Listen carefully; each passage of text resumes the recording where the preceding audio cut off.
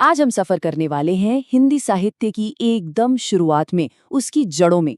हम बात करेंगे उस पहले अध्याय की जिसे आदिकाल के नाम से जाना जाता है। ये वो दौर है जहां से हिंदी साहित्य की कहानी शुरू होती है, एक ऐसी कहानी जिसका असर आज तक हम पर है। लेकिन यहीं से एक बहुत ही मजेदार पहेली शुरू होती है। हिंदी साहित्य की नींव रखने वाले इस दौर की अपनी कोई एक पहचान ही नहीं है। इसे वीर गाथा काल कहें, चारण काल कहें या आदिकाल, मतलब एक ही समय के इतने सारे नाम क्यों? चलिए आज मिलकर इस गुत्थी को सुलझाते हैं।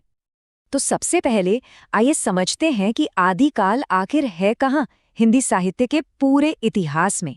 इसका समय है लगभग 1050 से 1375 ईस्वी के बीच का। मतलब ये वो बुनियाद है जिस पर भक्ति काल, रीति काल और आधुनिक काल की शानदार इमारतें खड़ी हुई।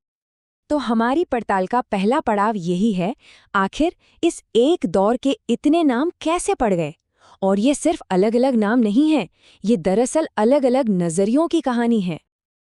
अब जरा इस लिस्ट को देखिए, क्या कमाल की बात है। एक ही दौर और इतने सारे अलग अलग नजरिए। जॉर्ज ग्रियर्सन ने इसे चारण काल कहा, मतलब दरबारी कवियों का युग।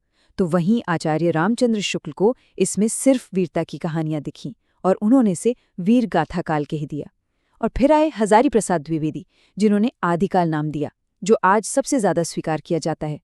तो हर नाम इस युग को देखने का एक नया चश्मा है। तो चलिए क्यों ना सबसे मशहूर नाम से ही शुरुआत करें। आइए इसी नाम को कसौटी पर कसते हैं, वीर गाथा काल। आखिर इस नाम के पीछे क्या तर्क था? वीर गाथा काल, नाम में ही इसका मतलब छिपा है ना? वीरों की गाथाओं का समय। इस नाम के पीछे की सोच ये थी कि उस दौर का साहित्य पूरी तरह से वीर रस से भरा हुआ था। मतलब ऐसी जोशीली कविताएं जो राजाओं की बहादुरी और उनकी लड़ाइयों का जश्न मनाने के लिए लिखी गई थीं। अब देखिए, ये नाम हवा में नहीं दिया गया था।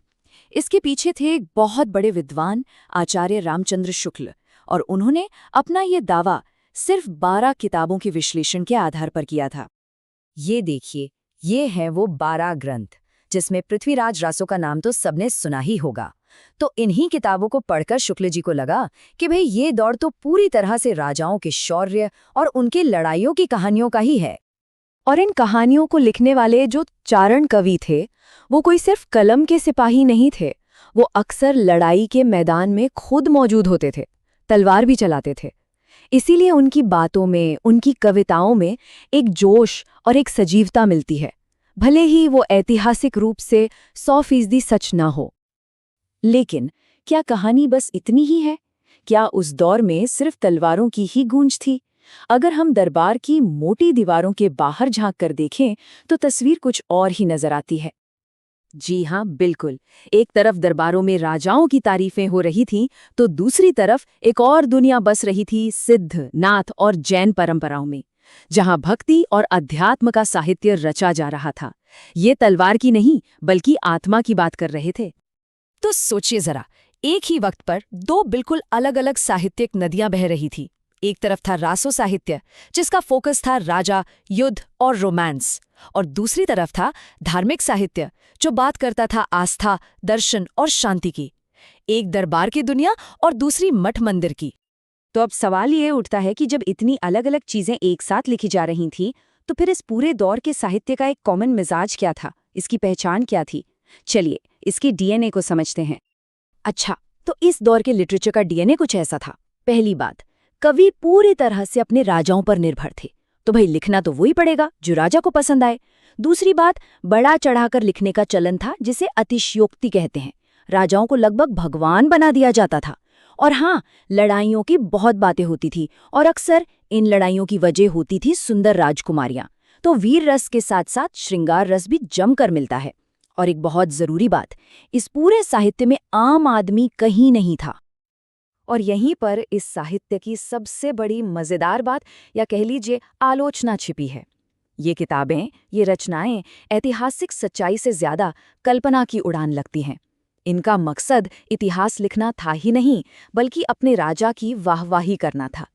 तो चलिए अब अपनी पूरी पड़ताल को समेटते हैं और उस बड़े सवाल पर वापस आते हैं कि आखिर आदिकाल के इतने सारे नाम क्यों हैं। तो इसका जवाब जानते हैं क्या है? जवाब ये है कि इस दौर का पहचान का संकट ही इसकी असली पहचान है। ये इतना ज्यादा बहुरंगी था, इसमें इतने विरोधाभास थे कि कोई भी एक नाम इसके साथ पूरा न्याय कर ही नहीं सकता। ये एक ऐसा युग था जहां राजा भी थे और संत भी, दरबार भी था और मठ भी, जहां युद्ध की बातें भी होती थीं और पूजा की भी, वीरता भी थी और भक्ति भी। तो हुआ ये कि जिस विद्वान को जो पहलू ज्यादा मजबूत लगा, उसने उसी के हिसाब से इस दौर को नाम दे दिया। बस इतनी सी बात है। तो आखिर में ये सवाल हमारे लिए बचता है कि हम आदिकाल को किस तरह याद रखें। क्या ये वीरों का इतिहास है या फिर कवियों की एक खूबसूरत कल्पना? ये एक ऐसा सवाल है जो आज भी हिंदी साहित्य को समझने वालों के लिए बहुत दिलचस्प है।